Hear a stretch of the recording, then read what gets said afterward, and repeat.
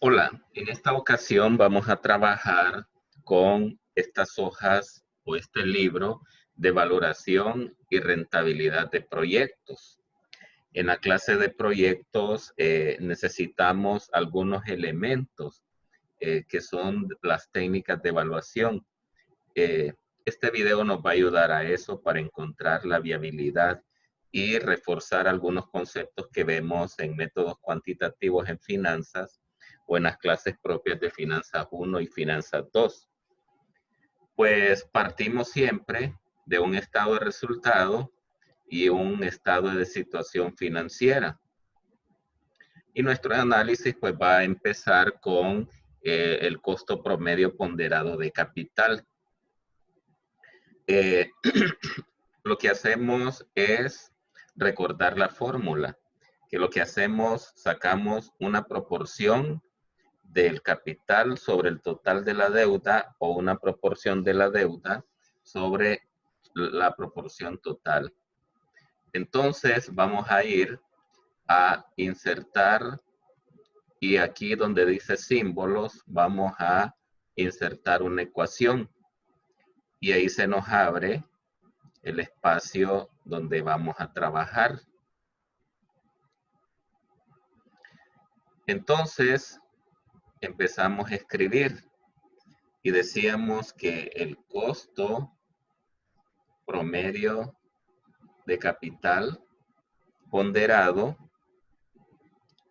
es igual a costo de deuda, costo de capital, o en inglés, así uniformando los conceptos, equity, el costo del capital. Y eso va a ir multiplicado por la fracción que representa el capital.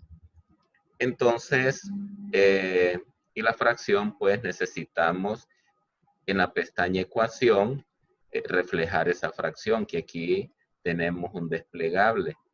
Y en la fracción lo que va es, estamos hablando del costo de capital, pues serían los recursos propios entre la suma o el total de financiamiento de la empresa, que es igual a la suma de recursos propios más deuda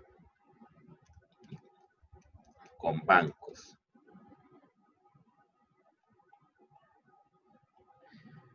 Entonces, vamos a copiar esto porque es la base de nuestra fórmula. Entonces ya tenemos la proporción de por el costo más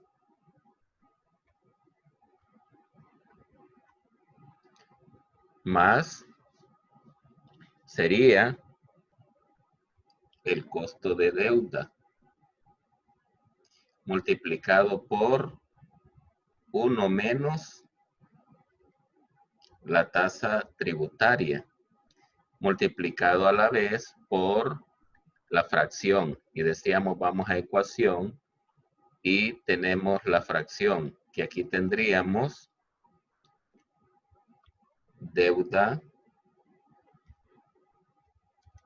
con bancos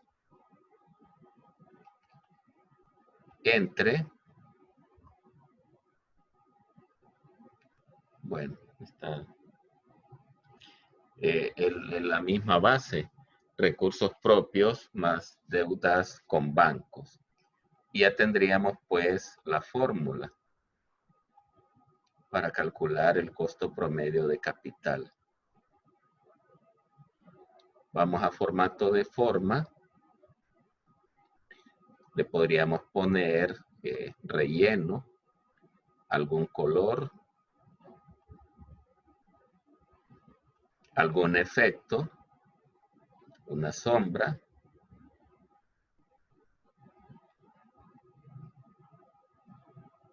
Vamos a inicio. Podríamos entrar. Y tendríamos pues la fórmula. Luego buscamos esos elementos que van a estar presentes, decíamos, algunos proporcionados. Costo del equity. Todo el que pone un negocio, el que emprende, tiene en mente una tasa de rendimiento. Esa es el costo del capital. Los recursos propios, pues tenemos que vienen del balance de situación, que son estos que están aquí. Y luego la deuda con bancos, incluyendo corto y largo. Igual viene del estado de situación financiera del lado de los pasivos, ¿verdad? Que es este y este.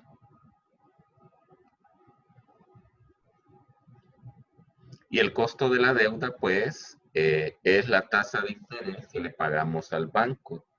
La tasa tributaria, pues, es la tasa de impuesto que nosotros pagamos al Estado, que puede ser un 25, y si hay aportación solidaria, pues, puede crecer un poco más. De acuerdo a eso, usted ajusta la tasa que le aplica. La fórmula ya la tenemos ahí, ¿verdad? Que es el costo de capital es igual al costo de capital multiplicado por la fracción de los recursos propios entre la suma de esas fuentes. Y ya tendríamos pues que cerrar entre paréntesis para no tener conflicto con la fórmula. Ya cerramos el denominador y el numerador, procedemos a cerrarlo. Y luego pues cerramos toda la fórmula. Y tendríamos ya el costo de capital en proporción, ¿verdad? Es cierto, quiero 16, pero una parte le estoy poniendo 53,000 y otra parte me la pone el banco, 54,000. Solo que hay que quitarle el efecto tributario. Sí, yo pago intereses, pero los intereses son gastos deducibles. Entonces, por eso, de ahí que la fórmula es más el costo de la deuda multiplicado por 1 menos T, la tasa tributaria. Y luego, pues, eso multiplicado por la fracción, ¿verdad? Que era, ahora vamos, que el numerador sería la deuda entre la suma de las dos fuentes, capital y bancos. Cerramos paréntesis.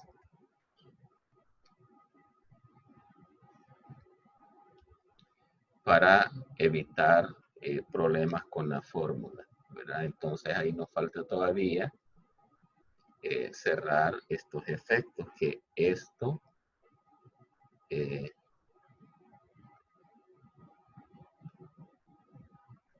aquí, ¿verdad? La fórmula es por, yo le puse más.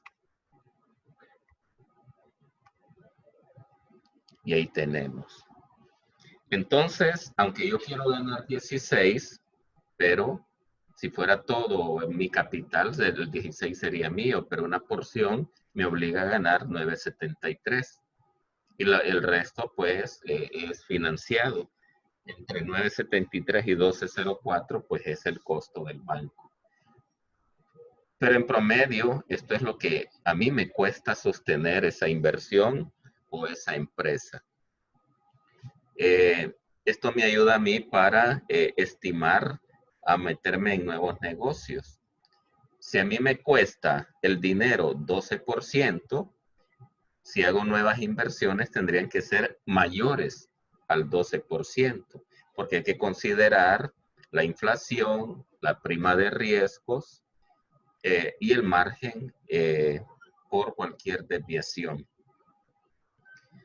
Luego con eso, pues, podríamos hacer análisis de inversiones. Y ahí lo que nos interesa es el retorno que nos da las inversiones.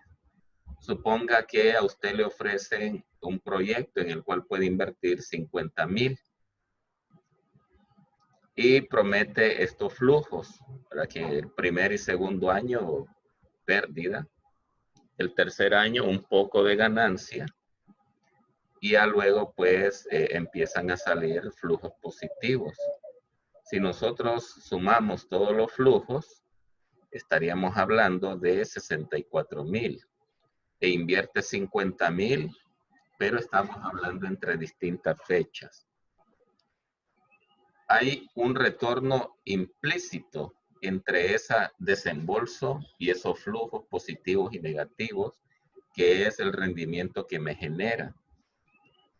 Entonces, y eso lo hacemos con la función TIR. Escribimos igual TIR. Abrimos paréntesis. Cuando abrimos paréntesis podemos ver el contenido de la fórmula. Y ahí pues lo que nos genera es un diálogo en el cual podemos incorporar los valores y le damos a aceptar. Entonces significa que mi tasa de rendimiento implícita en ese proyecto es 5.34. ¿Acepto o no acepto? Bueno, decíamos que a mí me cuesta 12. Pago 12 y voy a ganar 5. Pues no sería viable, ¿verdad? Si me cuesta 12, tendría que ganar 13, 14, 15, más de lo que me cuesta. Pero si pago 12 para ganar 5, estoy perdiendo. Entonces, un problema que tiene TIR, esta tasa nos enseña a calcularla interpolando en métodos cuantitativos en finanzas. Sí, Excel lo hace, pero Excel a veces tiene sus debilidades, que la combinación de signos negativos o flujos negativos, por ejemplo, si el último le ponemos negativo, pues ya no me puede dar un cálculo adecuado, ¿verdad? Ese es un problemita. Por eso siempre es bueno olvidar cómo nos enseñaron a calcularla manualmente para que en casos como estos podamos recurrir. Y a veces en la evaluación de proyectos se les pregunta cómo calcularía manualmente esa TIR. Está bien, Excel lo hace, pero es importante que recordemos la interpolación. Y luego pues ocurre otra situación, que la TIR, hay una TIR M o TIR modificada. En esa TIR modificada, lo que nos ayuda es a considerar, ¿verdad? Claro, cuando a usted le falta pisto, el negocio se detiene. Para que no se detenga, tiene que sacar préstamo. Cuando le va bien, el pisto no lo va a tener en caja, tiene que invertirlo. ¿Y a qué tasa lo va a invertir? Que ese es un problema que tiene TIR. TIR supone que si a usted le falta, el banco le va a prestar al 5. Que si a usted le sobra, el banco le va a dar a usted un 5.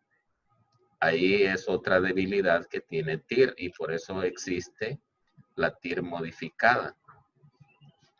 Entonces, solo que con la TIR modificada nosotros necesitaríamos saber desde ya cuánto nos dan por los depósitos y cuánto nos cobran por los préstamos.